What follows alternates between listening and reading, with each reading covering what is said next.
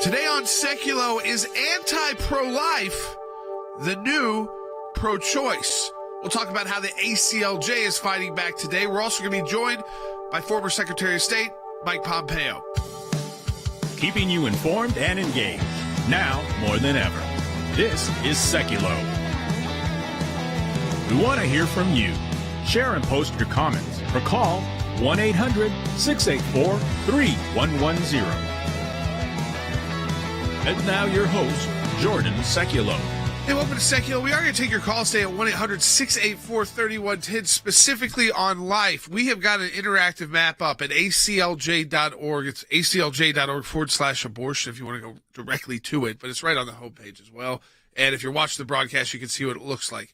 Every state, even though shaded in gray, which usually mean that it's a legislative issue, what you'd have to do next, what action is being taken in your state. We have votes later this week in Indiana, a vote yesterday on a subcommittee, and a subcommittee vote to get a piece of legislation moving there. There's been a lot of protests there, but pro-life legislation moving there. In Kansas as well, we'll talk about with Secretary Pompeo. ACLJ Action is engaged there. I don't know if we can throw that up on the screen just quickly for people. We're running an ad campaign through ACLJ Action in Kansas. One of those ads had Secretary Pompeo in it. Of course, he's a former congressman from Kansas, and this one, again, about what this really does. And what the Kansas legislation is interesting, the vote, is to override a old state court decision. All it really does is allow then the legislature to start legislating on restrictions on abortion. The interesting aspect of this is the decision in Dobbs was great because it took away the club of this, made-up constitutional right to abortion. So it opened up then the ability to return it to the states, which is what the law required.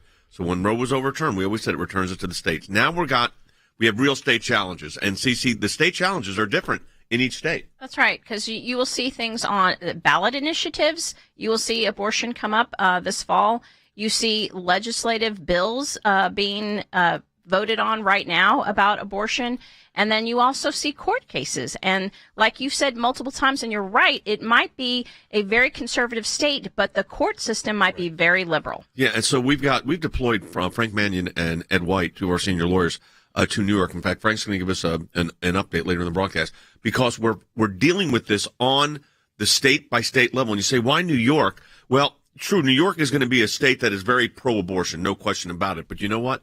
We've got to defend the pro-life pregnancy centers. They're at the front lines in the fight for life in states like New York and California.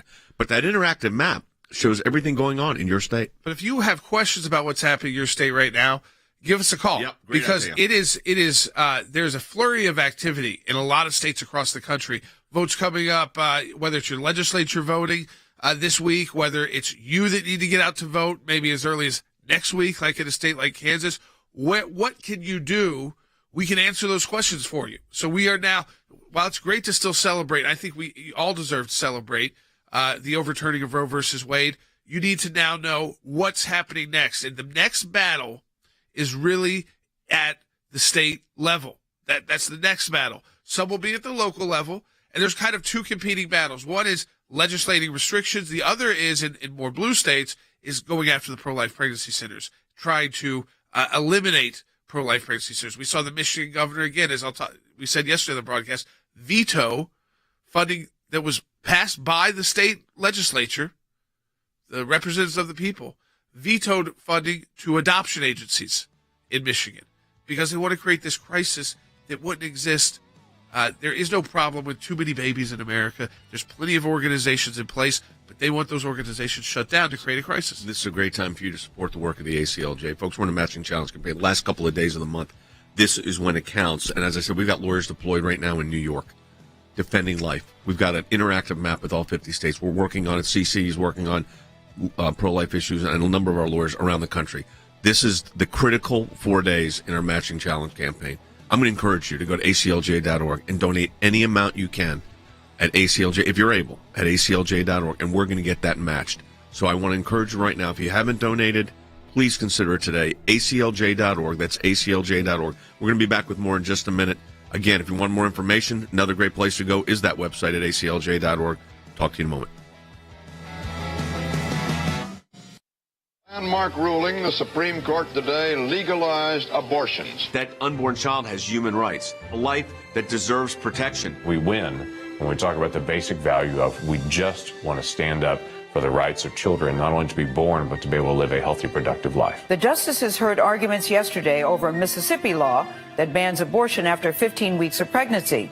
This is the most significant challenge to Roe v. Wade in decades. It's wrongly decided they should go fix it, just as in the great historic cases have been fixed before. Is there anything in the Constitution that guarantees abortion? No, there's not. They don't view life until that child's outside of the womb, yet they control the exit point of the womb. The fetus has an interest in having a life, and that doesn't change, does it? From the point before viability to the point after viability. And if one respects our Constitution, then Roe can't stand. There are liberal scholars that have said Roe's underpinnings were constitutionally suspect. No, it's a horribly decided case. Abortion policymaking should rest with the elected legislators and elected governors to make those decisions on behalf of the people. Breaking news, we have just received word of a decision in one of the most consequential cases before the Supreme Court in decades. The court essentially says today that Roe and Casey are gone. This will be a patchwork of differing laws. This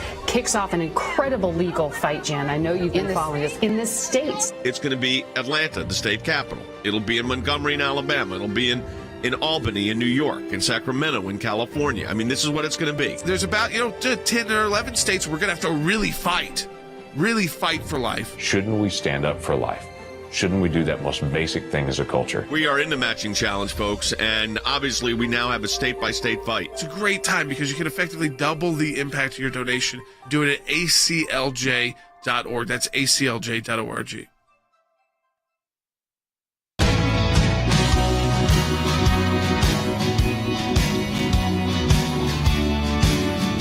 All right, welcome back to Sekulow. We are taking your phone calls too. Give us a call, 1-800-684-3110. If you know what initiatives are going on in your state and you want to be able to broadcast it to people, it's a great time to do it. Give us a call at 1-800-684-3110. If you are wondering what you need to be working on in your state, give us a call at 1-800-684-3110. Because, again, it's all 50 states. There's a flurry of activity when it comes to abortion. There are cases going on. There are votes that you can vote in. There are ballot initiatives coming up in November. There's some as early as next week. There's legislative votes happening as we speak. So this is all ongoing right now. We can update you. We've got our interactive map up at ACLJ.org. If you go to ACLJ.org/abortion, you can actually go directly to the map. But I also encourage you to give us a call today so that we can answer any questions, and not just answer it for you, but for everybody listening to the broadcast as well. And I think that for those of you who have been fighting in that pro-life realm for so many, whether it's decades for you, years for you, to the movement, I think you're interested in not just your state, but also what is going on around the country, because ultimately it's about protecting human life. So again, 1-800-684-3110. If you've got questions about what's happening in your state, or if you want to tell people about what's happening in your state, what initiatives that you're working on. Maybe you're working on a ballot initiative that hasn't gotten the attention, it hasn't gotten the signatures yet, but you're working on it. I talked to someone last night who's doing that in Florida.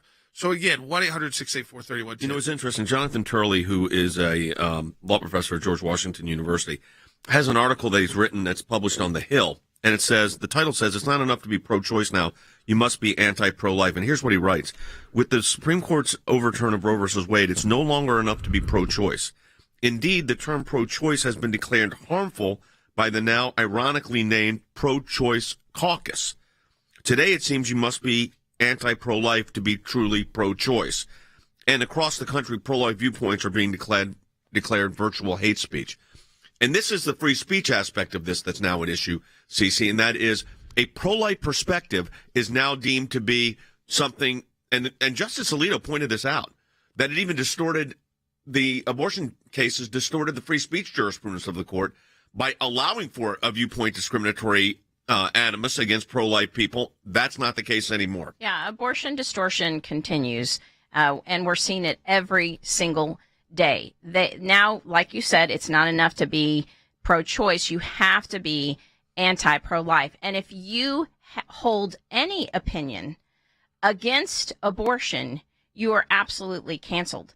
We've seen, people at a Michigan, the white coat service with the doctors. Half of the students got up and left because the speaker, who was a doctor and speaking about medical issues, not about abortion at all, but just because that speaker happened to be pro-life, half of those students got up and walked out because you cannot hold an opinion that is different from pro-abortion. Do you want to have, are doctors now that politically sensitive that they can't even allow a speaker who happens to be pro-life, who's not discussing pro-life, be a speaker at their white coat ceremony?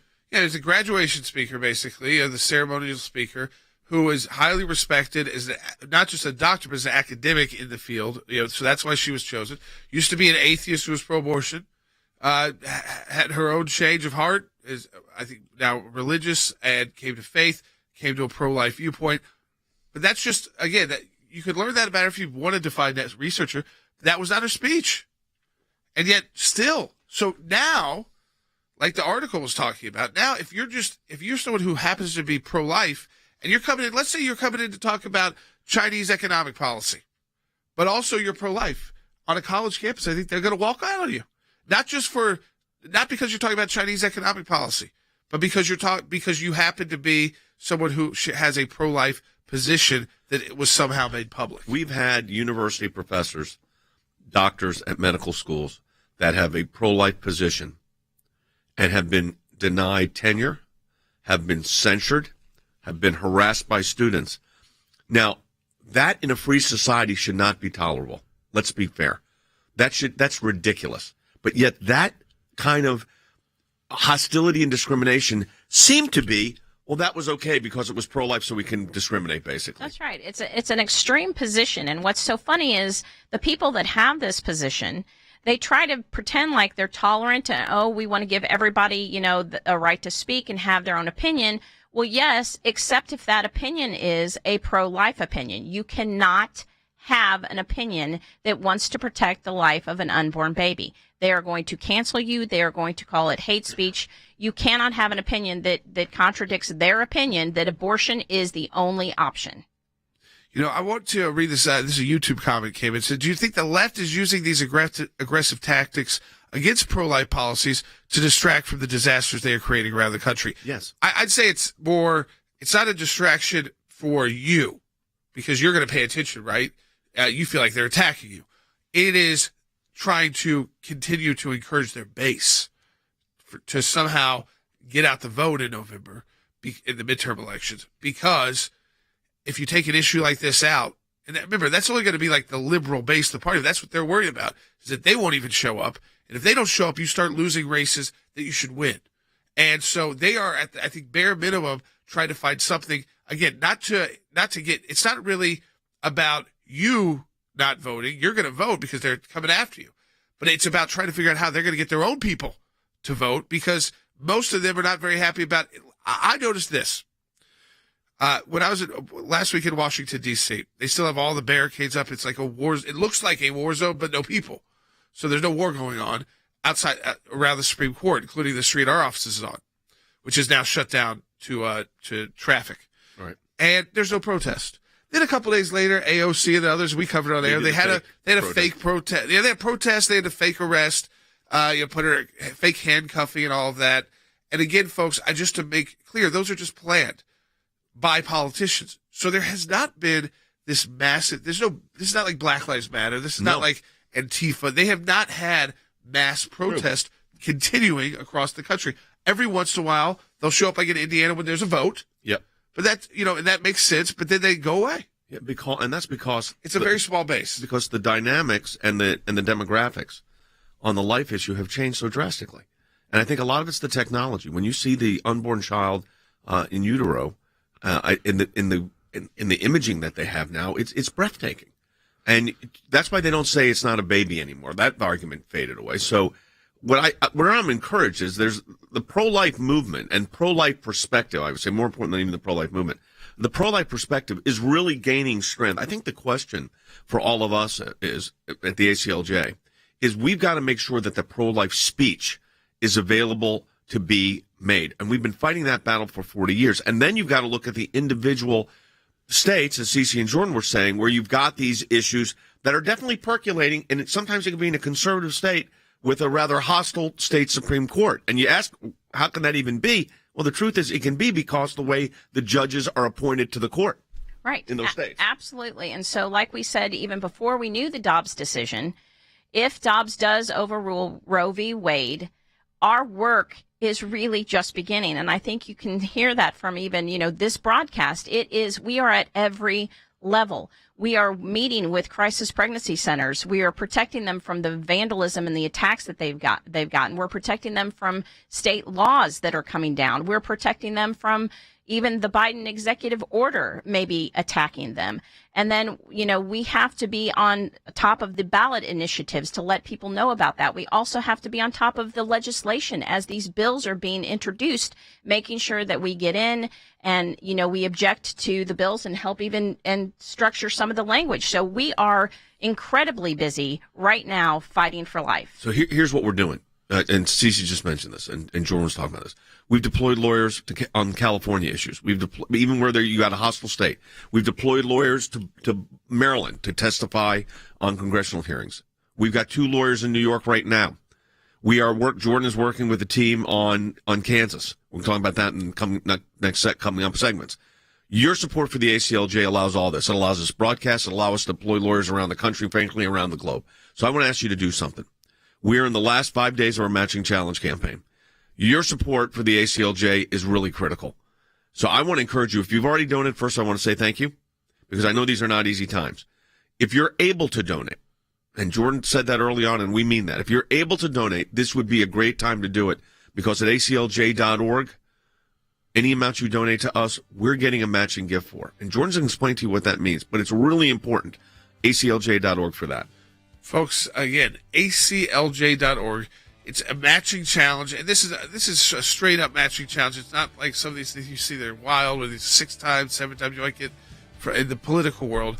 It's a straight up matching challenge. Doubles the impact of your donation. You donate $20, that's what you're charged. If you sign in the check, that's what we get. But we also get a match. The match is what you donated. So your $20 triggers a $20 match. Now we have $40 to the ACLJ. Your $50 triggers a $50 match. Now we have $100 at the ACLJ. ACLJ.org. For those of you who are financially able to, this is the time for you to step up. ACLJ.org. We'll be right back.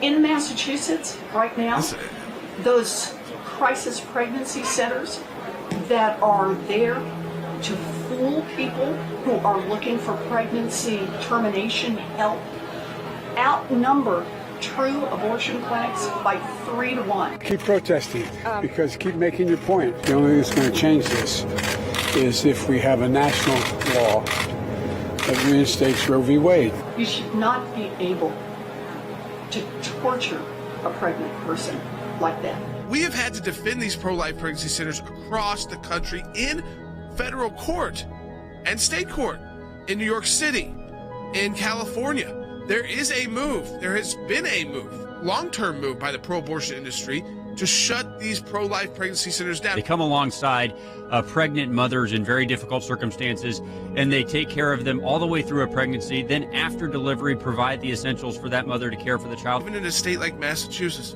the pregnancy centers, the pro-life pregnancy centers outnumber the abortion clinics 3 to 1. It's just bad for the abortion businesses. We provide them what Planned Parenthood doesn't, which is somebody who is willing to listen to their current situation and circumstance, and that's what Planned Parenthood doesn't do. You don't need Planned Parenthood. Even if they were providing care to women, why don't you need them, Jordan? Because pregnancy centers outnumber abortion facilities all across the nation. It might be 3 to 1 in Massachusetts. Jordan, it's more like 4 to 1 nationwide. This is what we saw in California when they said, if you want to continue operating, you've got to also advertise for the local abortion clinic. Every time you see a pro-abortion push, you're going to see an attack against pregnancy resource centers. They are at the center of attack always for the pro-abortion group. Support the work of the ACLJ, our matching challenge.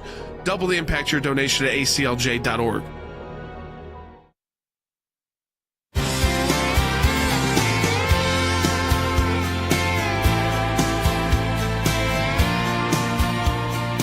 All right, welcome back to Sekulow. And the ACLJ has taken action on this, whether it is, again, a vote's coming up in Kansas next week or legal work. I want to focus on that legal work in this segment of the broadcast. We're bringing in Frank Mannion, a senior counsel with the ACLJ, because, Frank, you were in New York, Pennsylvania as well, working with pro-life pregnancy centers. We may end up representing those pro-life pregnancy centers. We're in that process now. You're in the meetings with them because they are coming under attack.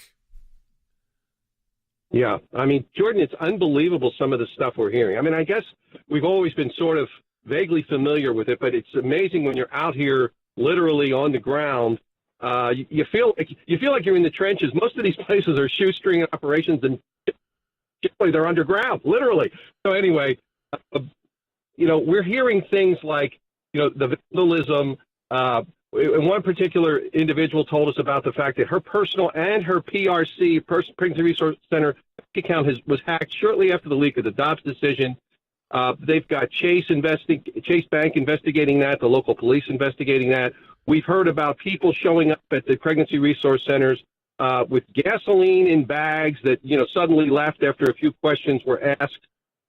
They're all rather scared of this New York investigation for good reason, which basically gives the state the power to go in and ask anything they want about these pregnancy resources. Let's talk about this New York law that we've been very concerned about, and that's one of the reasons you and Ed are there. Let's talk about what that New York law gives these investigative agencies. Yeah, I mean, New York decided that of all the other things it could be spending its time on, it needs to go investigate pregnancy resource centers. And the fear is basically unlimited subpoena power is given to the Department of Health and other state agencies to go in with subpoenas and ask these people, require these people to come forward with every piece of information these investigators can cook up. We're talking shoestring operations, Jay, mostly staffed by volunteers, frequently affiliated with churches or other charitable organizations. And now they're going to have to take their time responding to, frankly, just simply burdensome for the sake of being burdensome subpoenas, whose really goal, we believe, because of the politicians who are pushing these things, is to shut these places down. I don't understand, Jay, as I'm sitting here talking to these people this week, what the focus is, why the focus is on them. All they want to do is help women and girls who want to have their babies have their babies. And usually that means providing material assistance, connecting them with the proper social agencies or government programs that could help them, getting them medical insurance in some cases. The stories we're hearing they're inspiring, and yet at the same time it's infuriating to witness what's going on. That's why I'm glad we're here and we're doing what we're doing. Well, we've deployed lawyers on the ground there. I mean, folks, this is because of your support of the ACLJ. But listen, this fight with New York is not our first rodeo with New York. We've been fighting New York for a long time, but they are aggressively, CC, coming after these crisis pregnancies. Right. Aggressively. Exactly. And as Frank was saying that, I literally in my mind am sitting with another crisis pregnancy center several years ago, same kind of thing with the subpoena, and having to go through just documents after voluminous documents that they're requesting. And really all it is to harass and try to shut them down. There's no need for these documentations. And again, the reason that they're always at the center of the attack is because they are on the front lines. They are the ones that are providing true options for pregnant mothers and giving them the help and assistance that they really need when you're in a pregnancy. Yeah, I think also, what we're seeing too is yesterday we were talking about New York's mayor in the city of New York, how, they're dealing with this migrant crisis, and really then his, one of the agencies, that's responsible for the homeless crisis there said the migrant issue is a very small part of the homelessness issue and the burden on our resources. We have too many homeless New Yorkers, that are here that we're not taking care of. The crime is out of control. And yet, as Frank said, this is where they focus their state resources, not on figuring out how to take their major cities. And listen, New York as well has got a lot of people hurting economically throughout their state with inflation like this. But they're not focused on that, the leaders. No, they're going to spend their money on trying to put crisis pregnancy centers out of business. Now, Frank, we've already got, I understand, a group of clients being lined up right now, and we may have some serious legal challenges that we're going to bring. Yeah, that group is about to double in the next couple of days, Jay. I can assure you of that. Yeah, how about this?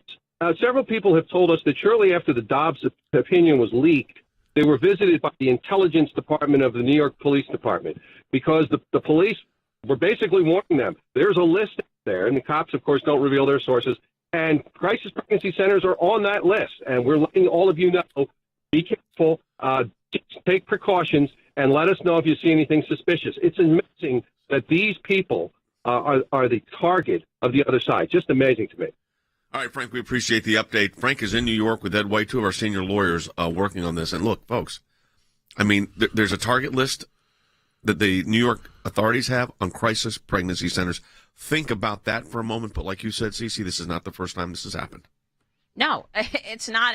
And sadly, it won't be the last time. I think, every day I come to work and there's another attack on a crisis pregnancy center. Again, whether it's through the state, whether it's through, a court proceeding, whether it's through groups like Jane's Revenge actually attacking them.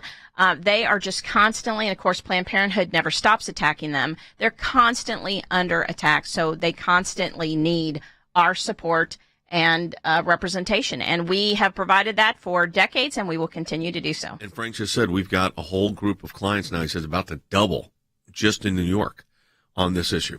Yeah, I mean, these are very important places because this is the direct answer to this false talking point that you'll hear from the left and the pro-abortion industry and their spokespeople and their activists, is that we're going to have too many children in the United States. I mean, Kamala Harris said that. She said, people are getting pregnant right now as we speak, and there's going to be babies born, and there's no one there to help, except for there's a huge network, like Frank said, I mean, doubling the amount of these pro-life. It's not like one in a state or hundreds. I mean, yeah, all over, and every place you go, and cities you go, and sometimes across from the abortion clinic. Yes, and again, some are more well funded than others, but they're all there to do the same job, which is provides another option for women if they are considering abortion, but they're just not sure, and maybe they haven't gotten an ultrasound. They can do it for free at one of these facilities, and they're worried about, well, even if I do want to keep this child, do I have the resources? And then they say, well, yeah, we can connect you with you get this, you can get this. They help them with all those government services that the government provides, or adoption. They will provide that. They'll start that process as well. So, and then they'll come in with to help. They do parenting classes. I mean, they do all of this work, and it's already there. They have been there already, even under Roe, because they wanted to be the alternative. Now, without Roe, they know that their work is going to increase. But what does the left want to do? Not allow them to operate, shut them down, right? Because they want the crisis in the country. They want to feel like a crisis of too many children, whatever that means. That's why we want to encourage you in our last 5 days here of our Matching Challenge campaign to go to ACLJ.org right now as we get ready to go to a break. And any amount you donate will go and be doubled. In other words, you donate $50, we get $100. Someone else is matching that gift. We need your support today. We're about 2% behind where we were last year. We want to kind of match that. We know these are tougher times with inflation, so this is only if you're able to do it, folks. ACLJ.org. But it's really critical. I mean, we've got lawyers deployed in Washington. We're looking at, New York. We're looking at many other states as well. We've got a 50-state interactive map up. Your support right now is critical. ACLJ.org, Matching Challenge campaign. Do it today if you're able. That's ACLJ.org. We'll be back with the next half hour of the broadcast in just a moment. Here's what I want to say to our ACLJ members, or for those of you that enjoy watching this broadcast. Whether it is going after the deep state, whether it is litigation that we're engaged in, whether it is defending the persecuted church and getting individuals out of prison because of their faith in other countries, whether it's training lawyers to fight for religious liberty, not just here in the United States, but around the globe, whether it is producing a daily, 5 days a week, 1 hour live television and radio broadcast heard on thousands of radio stations, on TV platforms, on social media platforms. Your support of the ACLJ enables us to do all of this. We want to encourage you to support the work of the ACLJ. And when you do that, you're supporting our production teams, our videos, whether it's that kind of production and other things that we are working on. The ACLJ is front and center on this. We're in a matching challenge campaign. Any amount you donate, we get a matching gift for. Go to ACLJ.org. Keeping you informed and engaged. Now more than ever. This is Sekulow. And now your host, Jordan Sekulow. All right, welcome back to Sekulow. We're getting into some of the international issues that we're facing, but they're happening right here at home. And these issues with China, as you've noticed throughout our broadcast this week, we've been focusing on kind of the life issues and other issues the first half hour. Second half issue, bringing it back because there's so much going on every hour when it happens to go with China, whether it's the Pelosi trip. We'll talk about that. Secretary Pompeo, our senior counsel for global affairs, he's joining us in the next segment of the broadcast. We're going to talk a little bit of life, but mostly on the China as well, because tomorrow President Biden is going to be talking to President Xi of China. Is that, again, that's something he's been announced about 10 days ago, so it's finally going to happen. What are they going to be talking? Is it Taiwan? Is it aggression there? Is it the Pelosi visit? Is it some of these issues that have arisen with Huawei, with the purchasing of land in the United States? Yep. And I just want to make this clear. Chinese, and I know this directly, I'm not going to say from who, the Chinese companies that are doing this think that this is just going to get attention because we're in an election year. And that they'll be able to just continue buying up land, their infiltration, taking our resources. Literally, they want to be in charge of, have a hold on our food supply, our tech, so our ability to put up the F-35 in the air, use your phone, drive your car, use a tank. We already talked about that with Secretary Pompeo, the tech side. And, of course, they want to spy. So they've got towers still up today. This is what is so upsetting. Towers where Huawei has equipment on them today that has not been removed, even though the federal government has said remove it, told the tech company, because they're $3 billion short. This is the U.S. government we're talking about. They can go find the $3 billion to go get those off those cell towers because they know that they are being used to intercept communications of the U.S. Strategic Command, which oversees our nuclear weapon arsenal. I mean, so we're going to get into this. We're working on this, by the way, on the congressional level. We're working on it with our senior counsel for global affairs, Mike Pompeo, who happens to be the former Secretary of State for the United States, but also happens to be the former director of the Central Intelligence Agency. And then Rick Grinnell, who was the ambassador to Germany, but also was the director of national intelligence. So we've got the team together to do that. I want to turn back. So that's what's coming up. I want to go back for a moment on we heard from Frank Mannion. So we've got Frank and Ed deployed in New York right now because there's hundreds of pro-life centers in New York State. And some of them are very sophisticated folks who are doing amazing work. I mean, Frank said some of them are shoestring budgets or nonprofits, but some of them are funded really significantly in a positive way so that they can do unbelievable work for these women in need. And they are trying to regulate out all of these crisis pregnancy centers. And understand something.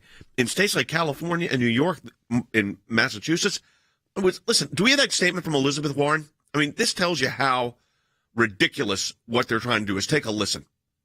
In Massachusetts right now, those crisis pregnancy centers that are there to fool people who are looking for pregnancy termination help outnumber true abortion clinics by 3 to 1.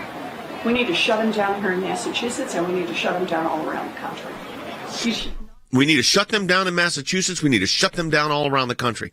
So listen, we deployed a special unit within the ACLJ to defend crisis pregnancy centers from coast to coast. They do amazing work. Jordan and I have spoken at those events for crisis pregnancy centers, women resource centers, and it's just amazing what they can do and what they are doing. But, folks, we have to be able to defend them, which requires you standing with us so we can stand with them. Yeah, so it doesn't cost them anything. I think that's where Frank's getting at is let them use their resources on the work that they're doing. And then if you support the work of the ACLJ, they don't have to go out and hire a law firm. They have the great work of our attorneys at the ACLJ to represent them at no cost. So that's why it's important to support their work, but also to support our work, because they're going to come under attack, and you don't want them having to spend thousands of dollars, $100,000 with a law firm to defend them. We can go in and defend as many as needed at no cost to any of those organizations. So support the work of the ACLJ at aclj.org. Be part of our matching challenge. It runs to the end of the month. You've still got time to be part of it. aclj.org. Donate today. We'll be back with Secretary Pompeo. Biden reportedly will speak with President Xi and other Chinese leaders tomorrow as top White House officials warn of China's continued threat to national security. A new report stating that the communist regime has been targeting the Federal Reserve. This report from the minority side of the Senate Homeland Security and Government Affairs Committee shows a sustained campaign for information theft from the Federal Reserve. Now, the report shows that the Fed lacks the counterintelligence expertise and cooperation with the intelligence community. It highlights Fed employees with ties to China's 1,000 Talents Plan, and they maintained access to confidential information. They seek to influence us economically and win an economic war well before there's any type of military conflict. We consistently see that it's the Chinese government that poses the biggest long-term threat to our economic and national security. I have worked tirelessly on removing these Confucius Institutes from our college campuses. And the Chinese have tried to infiltrate Fed employees and infiltrate our Federal Reserve System to get information. They're very difficult to deal with. Some are urging American colleges to shut down their China-funded Confucius Institutes. Critics claim the learning centers could be used as tools for China to spy. The Confucius Institutes are a source of concern, but we view those more as part of China's soft power strategy and influence. In other words, those offer a platform to disseminate Chinese government or Chinese Communist Party propaganda, to encourage censorship, to restrict academic freedom, etc. So it is an area of concern. In a worldwide threat assessment last year, the intelligence community wrote, quote, China's intelligence services will exploit the openness of American society, especially academia and the scientific community.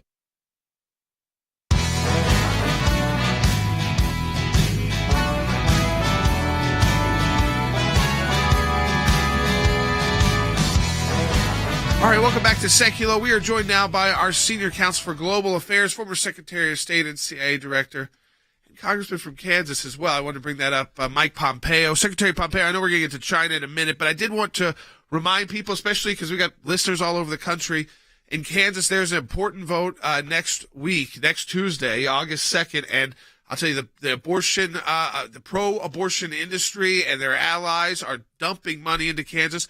But ACLJ action, and because we partnered with you on ads that we're running, and we can put those up on the screen now for people. It is called, Secretary Pompeo, the Value Them Both Amendment, and it's important that we're letting people know to vote yes on that amendment. But you just wrote an op-ed too in the newspaper there in Kansas.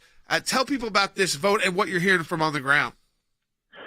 Well, this is really important. It's 5 days from now is the election Tuesday of next week, August 2nd. I hope every Kansan will get out and vote for this amendment, vote yes on the Value Them Both Amendment. There's been so much money, your point's right, so good that ACLJ has been in there working to protect the unborn and to protect these mothers as well.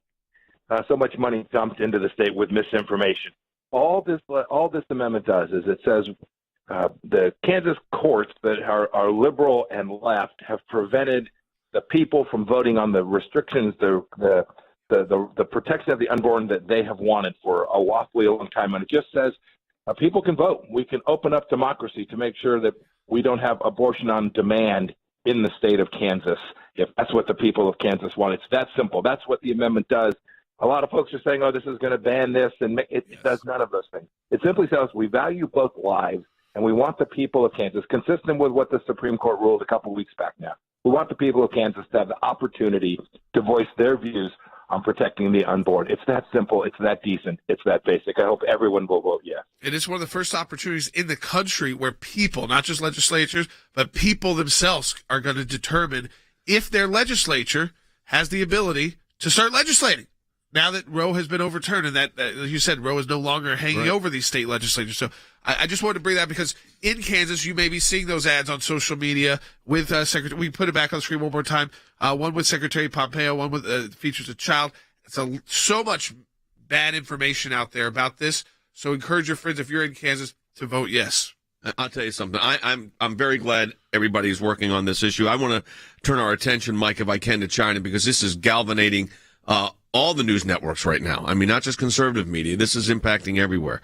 So China's military is now threatening a response if Speaker Pelosi goes through with her visit to Taiwan. Now, the administration is saying that our military is saying if she goes there, it could escalate things.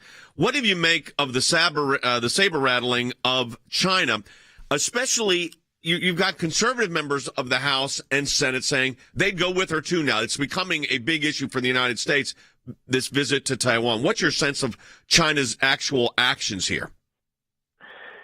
So I think the first thing we should do is the basic principle, which is that the Chinese Communist Party ought not to dictate American policy with respect to any nation. We shouldn't allow some second-tier diplomat to issue a statement or some whisper campaign to cause the United States to bend a knee to the Chinese Communist Party. It's what we've done for a long time, Jay, right? They tell an airline you can't put Taiwan on your airline route. They tell a Hollywood producer you can't write about China in a certain way. We won't show your movies. They tell an NBA player or someone in the crowd you can't hold up a sign. To have the Speaker of the House, the third-ranking federal official, to tell that the Chinese Communist Party can say, you know what, we don't think you should go to this independent nation, Taiwan.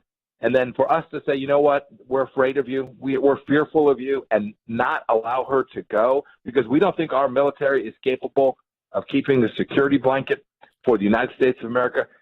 Imagine what Vladimir Putin will do. Imagine what Chairman Kim will do. Imagine what the Ayatollah will do. If it just takes a press release to frighten the United States of America, this puts us in an incredibly difficult place. And I mean, Secretary Pompeo, she needs to go. That the general consensus is you announce this. We are the United States of America. She's the third-ranking executive official. Right. I mean, in line to the presidency.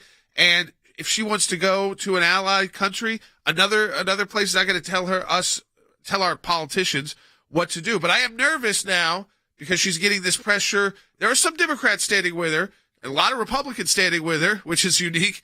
But she's getting a lot of pressure from the White House and from Kirby and others, National Security Council, that this is too dangerous and not worth it. I think it's worth it, and I think it's Secretary Pompeo, it's a statement that needs to be made. I think it's absolutely worth it. I tweeted with a little bit tongue-in-cheek that I'd go with her last weekend, but I would. This is not partisan. This is about protecting the United States of America and not being bullied by the Chinese Communist Party. I understand sensitivity. We face this all the time in the Trump administration, too, where we would make decisions that protected the American interest without unduly provoking some adversary, right? We were nuanced about how we did it. But once we made a decision, once we announced we were going to sail a vessel through the Strait of Taiwan or we were going to station a soldier in a particular place, if the adversary announced that they were going to do something, we said we were going to do it, we should do it. I hope Speaker Pelosi will do the same thing. She said she was going to travel. She ought to travel, and the United States should support that visit. I'm going to play what Admiral Kirby, the spokesperson, has said on this because it kind of tells you where the administration is coming from. Take a listen. If she were to not go at this point, would that send a message of weakness to China? I'm not going to get ahead of the speaker's travel, John. As far as I know, she's not made any decision and certainly hasn't announced anything. Again, our job is just to make sure she has the context and information available so she can make the best decisions wherever she goes.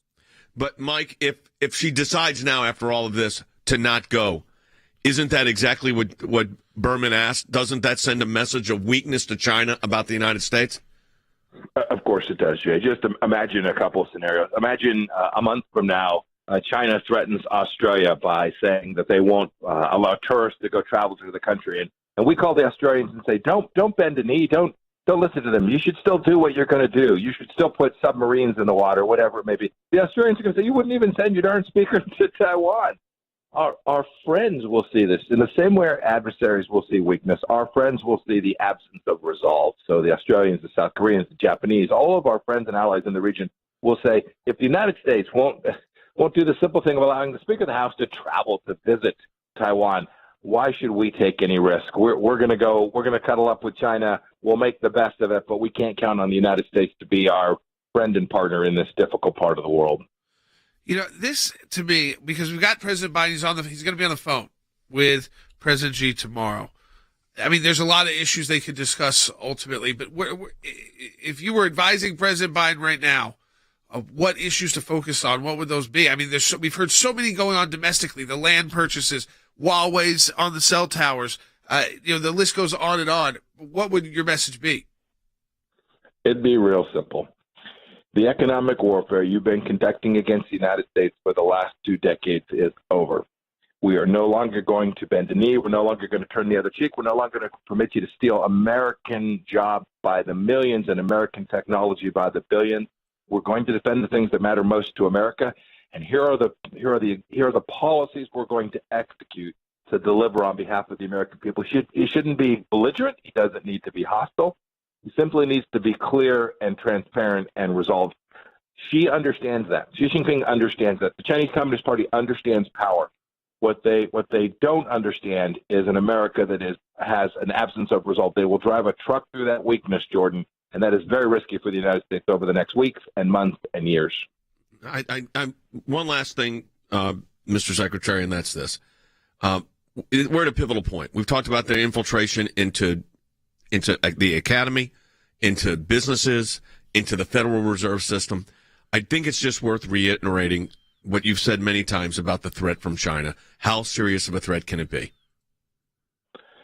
The scale of the threat from the Chinese Communist Party rivals the threat that America faced from the Soviet Union. It is even more difficult because of the economic interdependence between the United States, between the West and the Chinese Communist Party.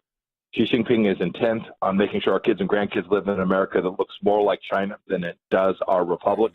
We have every responsibility to push back against that and make sure that the world looks more like America and that America still looks like America another 250 years from now.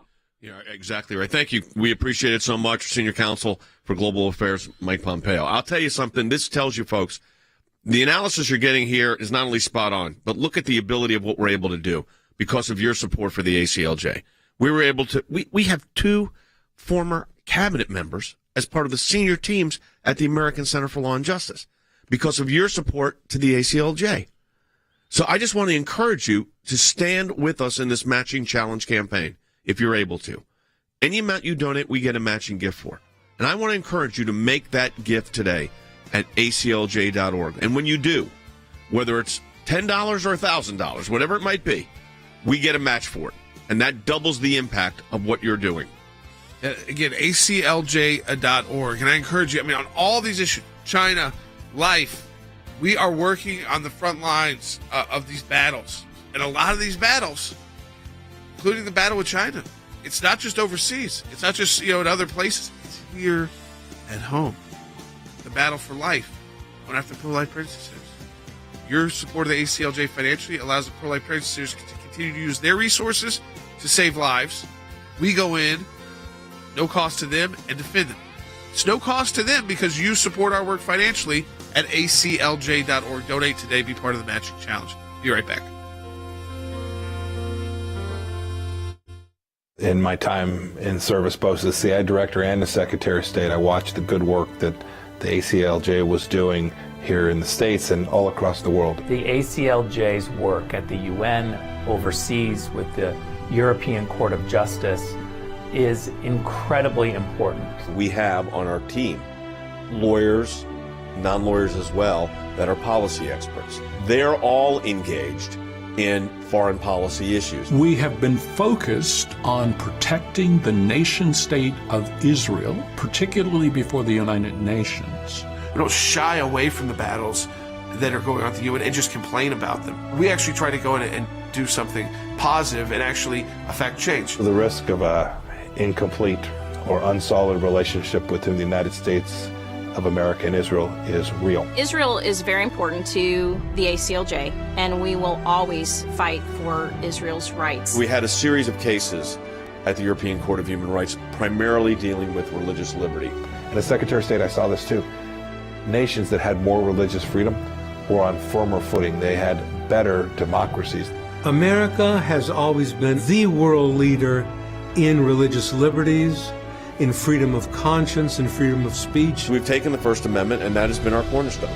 It's to defend the rights of people of faith and others that are having their rights abused. We not only hold our government accountable, but we hold other governments accountable. You have to keep the battle going when it's not cool anymore, when it's not the number one story on TV, you have to actually be committed to finding it out, or else you'll never win. The ACLJ's front and center on this. We're in a matching challenge campaign. Any amount you donate, we get a matching gift for. Your support of the ACLJ enables us to do all of this. Go to aclj.org today. That's aclj.org.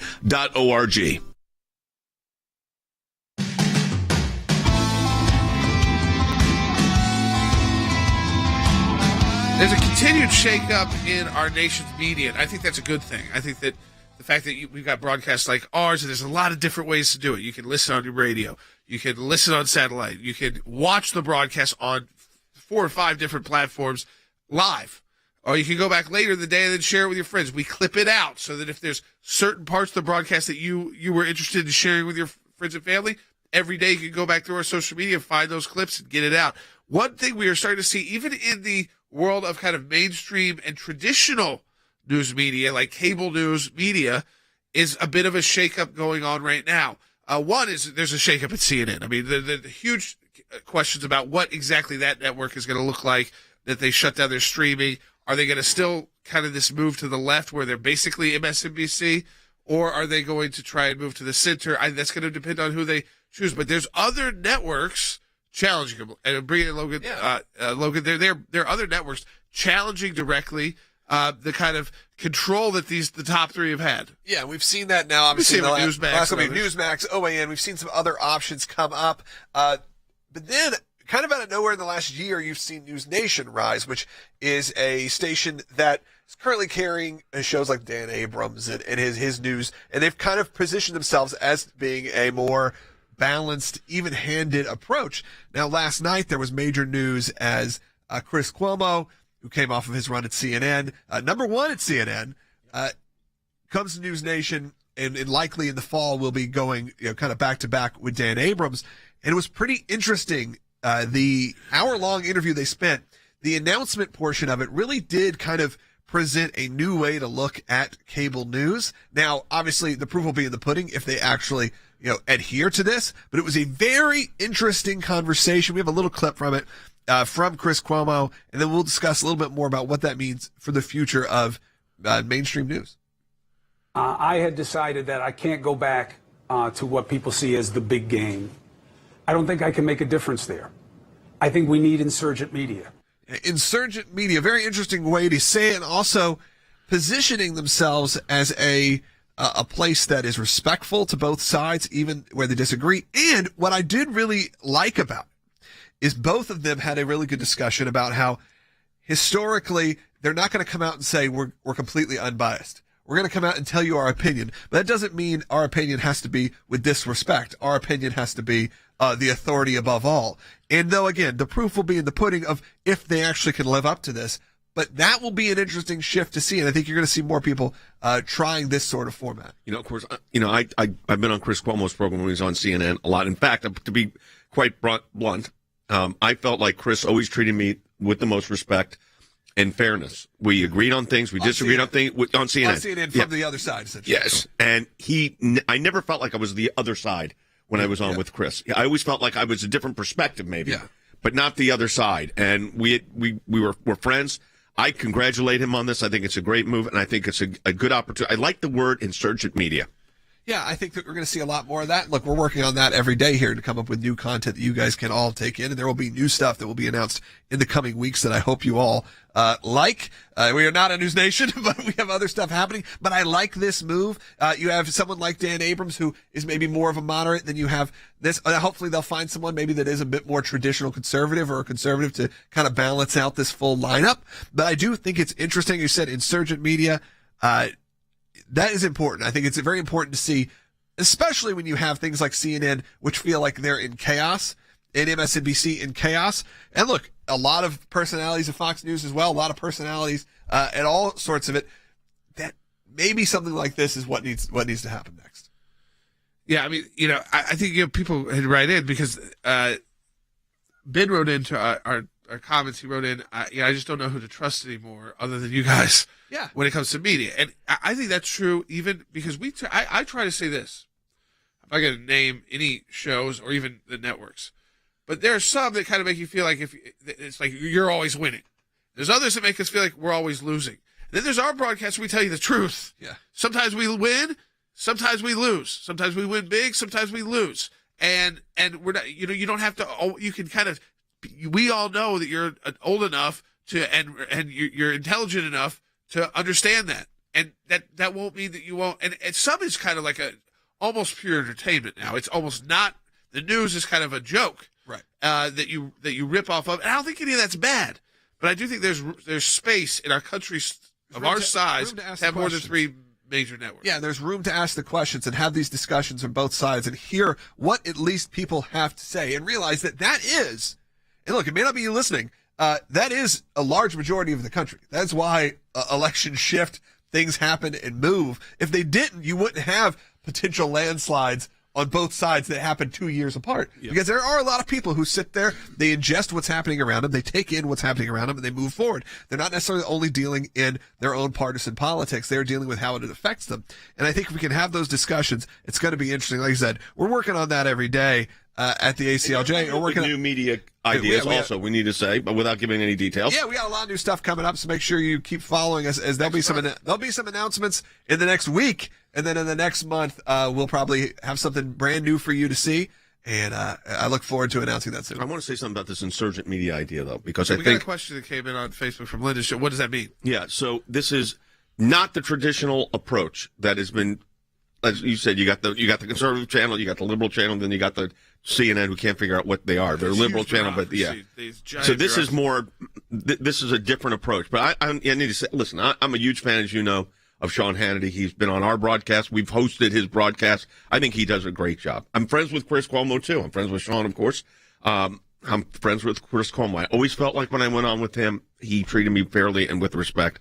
And even defended me when other hosts were on that network were really nasty. The ones that deal in anger and the ones that deal in falsity, he would come out. So I do appreciate him. I appreciate Dan Abrams. I appreciate Dan Abrams' support of some of the police work he's doing. Obviously, he had Live PD, which got taken away from him. Now they have On Patrol Live, which was the #1 show on cable in the demo this past weekend. So you see some interesting things happen, and that does show there's a lot of people out there that are sort of in this middle. They're not necessarily middle, but they are at least not 100% against listening to the other side's conversation. I do really like the concept that they've presented here, which is treat people with respect, come out here and let's have some real discussions and talk things out. Don't just be an echo chamber. I think that's cool. Again, we'll have to see if they actually can do it. Because then on the other side, you have CNBC, who now is Shepard Smith, saying, you're never going to hear my opinion. And it makes me want to giggle, because it's like, Shepard Smith, we know your opinion.